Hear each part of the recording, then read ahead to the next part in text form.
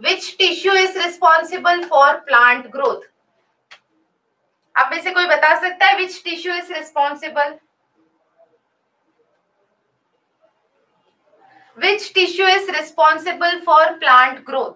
मैंने आपको ये क्वेश्चन पूछा है, कौन सी टिश्यू की वजह से प्लांट के अंदर ग्रोथ मिलता है? तो देखो, प्लांट के अंदर मेनली अगर प्लांट को समझते हैं ना, तो प्लांट में दो ही टिश्यू होगी, एक जो सेल डिवीजन के लिए रिस्पॉन्सिबल होगी और एक जो मैच्योरेशन, सेल मैच्योर होने के बाद वहां पे प्रेजेंट होगी। टिश्यू वाला चैप्टर पढ़ा है तुम लोग ने प्लांट टिश्यू में? तो पहली जो टिश्यू होती है, किसी ने आंसर दिया है क्या? ऐश्वर्या ने दिया हुआ है आंसर, वेरी गुड ऐश्वर्या, है ना। सो जो first tissue which is responsible for sale division in plant is meristematic tissue, right. हमेशा एक चीज याद रखना कि प्लांट के अंदर दो टाइप की टिश्यू होती है, one is meristematic tissue and another is permanent tissue. Meristematic tissue and permanent tissue, जो चीज अभी यहाँ पे बताने जा रही हूँ वो नोट डाउन करते जाना, वो बहुत ज्यादा इंपॉर्टेंट है, इसलिए नोट डाउन करते जाना। मैंने बोला आप लोग को कि बॉडी के, प्लांट की बॉडी के अंदर पहली जो टिश्यू है वो है meristematic tissue. This tissue is responsible for cell division process. Cell division मतलब क्या हो जाएगा? एक में से दो सेल, दो में से चार, इस हिसाब से सेल का ग्रोथ होते जाएगा, न्यू सेल्स अराइज होते जाएंगे, ठीक है। तो सेल डिवीजन के लिए जो टिश्यू रिस्पॉन्सिबल है वो कौन से टिश्यू हो जाएगी? Meristematic tissue. Now this meristematic tissue, ये जो नए सेल का फॉर्मेशन हुआ है, ये न्यू सेल अब मैच्योर होंगे, न्यू सेल अब मैच्योर हो जाएंगे। जैसे हम लोग छोटे बच्चे होते हैं, फिर हम लोग मैच्योर कंडीशन में आते हैं ना, ठीक है। तो जब न्यू सेल का मैच्योरेशन प्रोसेस हो जाएगा प्लांट के अंदर, न्यू सेल का यहाँ पे परमानेंट टिश्यू में वो कन्वर्ट होगा। When meristematic tissue convert into permanent tissue, then this process is known as differentiation. Differentiation process बहुत इंपॉर्टेंट प्रोसेस है, लिखा आप सबने, ये नोट डाउन करो। What is differentiation process? What is differentiation process? When meristematic tissue convert into permanent tissue. When meristematic tissue convert into permanent tissue, जब वो meristematic tissue permanent tissue में convert होगी, तब ये permanent tissue कौन से function को रिमूव करेगी? सेल डिवीजन नहीं करेगी। अब ये सेल डिवीजन नहीं करेगी, इसको अपना एक प्रॉपर फंक्शन दिया जाएगा। It will gain it's proper function, it will gain it's proper function. तो अब ये अपने फंक्शन के बेसिस पे ये परमानेंट टिश्यू क्या क्या बन सकती है? ये पेरेन्काइमेटस टिश्यू बन सकती है, ये स्क्लेरेन्काइमेटस टिश्यू बन सकती है, ये कोलेन्काइमेटस टिश्यू बन सकती है, ये जाइलम बन सकती है, ये फ्लोएम बन सकती है। तो क्या उसका मेन फंक्शन है जब ये मेरिस्टेमेटिक टिश्यू का कन्वर्जन परमानेंट टिश्यू में हो गया? अब ये जितने भी मैंने ये बॉक्स में लिखे हुए हैं ना, ये बॉक्स कौन सी टिश्यू है? परमानेंट टिश्यू है। तो मेरिस्टेमेटिक टिश्यू का ही कन्वर्जन परमानेंट टिश्यू में होता है। When meristematic tissue convert into permanent tissue, then this process is known as differentiation. इतना क्लियर हुआ? डिफरेंशिएशन प्रोसेस समझ में आया सबको? लिखा आप लोग ने आपकी नोटबुक में?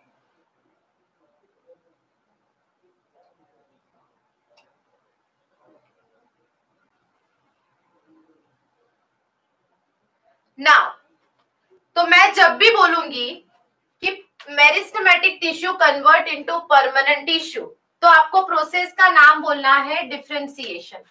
पर ये जो पहली बार वाला मेरिस्टेमेटिक टिश्यू, इसलिए मैं इसको लिखूंगी primary primary meristematic tissue convert into primary permanent tissue, है ना। सेल के अंदर कोई एक सेल ऐसा था, मतलब प्लांट की बॉडी में कोई एक सेल ऐसा था जो प्राइमरी मेरिस्टेमेटिक टिश्यू था। सीड ग्रो हुआ तो उसमें से जितने भी सेल थे उसको तुमने बोल दिया प्राइमरी मेरिस्टेमेटिक टिश्यू। अब यही प्राइमरी मेरिस्टेमेटिक टिश्यू का कन्वर्जन हो जाएगा प्राइमरी परमानेंट टिश्यू के अंदर। आया, समझ में आया? ठीक है। नाउ सेकेंड प्रोसेस जो मैं यहाँ पे बोल रही हूँ,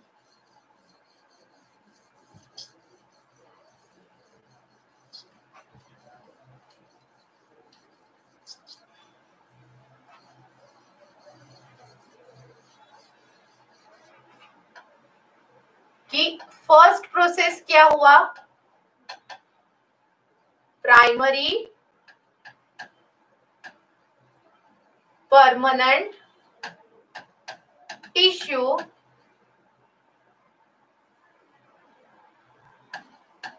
primary meristematic tissue convert into primary permanent tissue, and process आप लोग ने लिख दी है डिफरेंशिएशन।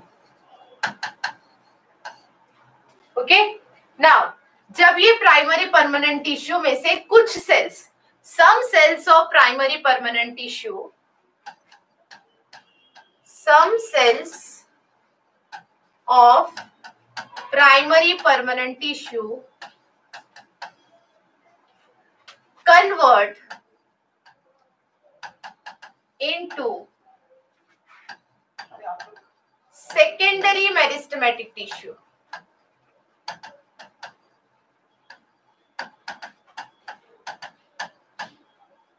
मतलब जिसने सेल डिवीजन की कैपेसिटी को लूज कर दिया था, जब वो प्राइमरी परमानेंट टिश्यू में कन्वर्ट हो जाता है तब वो सेल डिवीजन नहीं कर पाता है। बट इसमें से कुछ सेल, फिर से ये प्राइमरी परमानेंट टिश्यू के कुछ सेल्स सेल डिवीजन प्रोसेस को रीगेन करता है। It will regain the capacity of cell division. This cells of primary permanent tissue will regain, फिर से लेगा, regain the capacity of cell division. तो इस कंडीशन में हम इसको क्या बोलेंगे, अब क्या हो जाएगा, प्राइमरी परमानेंट टिश्यू, इसको सेल डिवीजन की कैपेसिटी मिला ना, तो इसने फिर से क्या बनाया, सेकेंडरी मेरिस्टेमेटिक टिश्यू। तो इसको हम बोलेंगे डी डिफरेंशिएशन।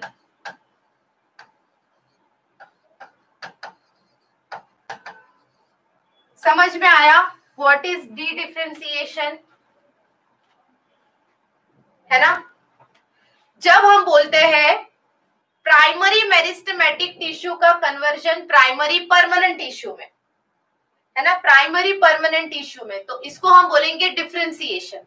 बट कुछ सेल्स, प्राइमरी परमानेंट टिश्यू के कुछ cells, some cells of primary permanent tissue convert into secondary meristematic tissue, मतलब this tissue, this cells will regain the capacity of cell division, regain the capacity of cell division। उनको फिर से cell division की capacity मिल गई, तो इस condition में क्या होगा, प्राइमरी परमानेंट टिश्यू का कन्वर्जन हो जाएगा सेकेंडरी मेरिस्टेमेटिक टिश्यू में। तो ये प्रोसेस बोला जाएगा डी डिफरेंशिएशन। अब क्या होगा, ये जो सेकेंडरी मेरिस्टेमेटिक टिश्यू है वो क्या हर बार मेरिस्टेमेटिक टिश्यू में ही रहेगा? कभी भी मेरिस्टेमेटिक टिश्यू ये अपनी बॉडी के, जो प्लांट की बॉडी के अंदर जो मेरिस्टेमेटिक टिश्यू है वो परमानेंटली मेरिस्टेमेटिक टिश्यू में, मतलब परमानेंटली सेल डिवीजन करता रहेगा, वैसा नहीं होगा। इसको हम लोग को किस पे कन्वर्ट करना पड़ेगा, परमानेंट टिश्यू में कन्वर्ट करना ही पड़ेगा। तो अब तीसरी प्रोसेस क्या हो जाएगी, secondary meristematic tissue converts into secondary permanent tissue. देखो पहले जो हुआ था फर्स्ट प्रोसेस में वो डिफरेंशिएशन था, उसमें भी क्या होता था, primary meristematic tissue, primary permanent tissue. यहाँ पे secondary meristematic tissue, secondary permanent tissue में होता है। ये फिर से डिफरेंशिएशन हो रहा है, इसलिए मैं इसको बोलूंगी रीडिफरेंशिएशन।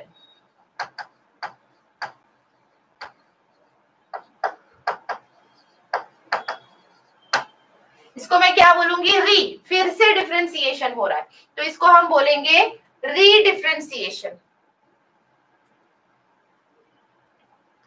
मैंने आपके सामने 3 प्रोसेस लिखी हुई है, मैंने आपके सामने 3 प्रोसेस लिखी हुई है जो आपको समझ में आनी चाहिए, है ना।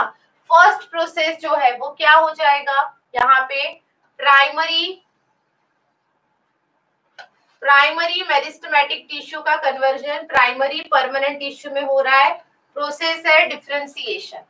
अब कुछ सेल्स प्राइमरी परमानेंट टिश्यू के फिर से सेकेंडरी मेरिस्टेमेटिक टिश्यू में बना रहे हैं, सो प्राइमरी परमानेंट टिश्यू का कन्वर्जन हो गया सेकेंडरी मेरिस्टेमेटिक टिश्यू, तो सेकेंड प्रोसेस हो जाएगा डी डिफरेंशिएशन।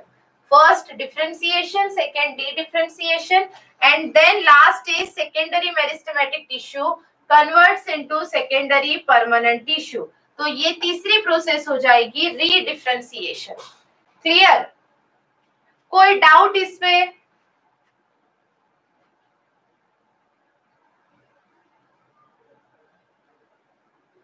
Any doubt?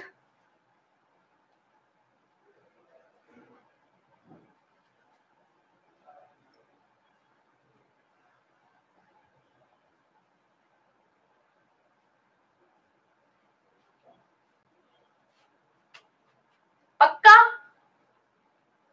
पूछू रफ करके? नोटबुक में लिखा सबने?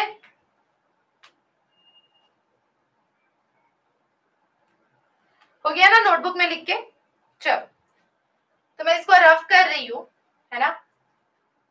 आप मुझे ना शॉर्ट फॉर्म में भी लिख सकते हो, मतलब लाइक मैं जब पूछूंगी व्हाट इज डी डिफरेंशिएशन, तो आप लिख सकते हो primary permanent tissue converts into secondary meristematic tissue. इस हिसाब से लिख के बताने का मुझे, ओके। जो प्रोसेस मैं बोलूंगी उस प्रोसेस का आप लोग को बस बताते जाना है। चलो,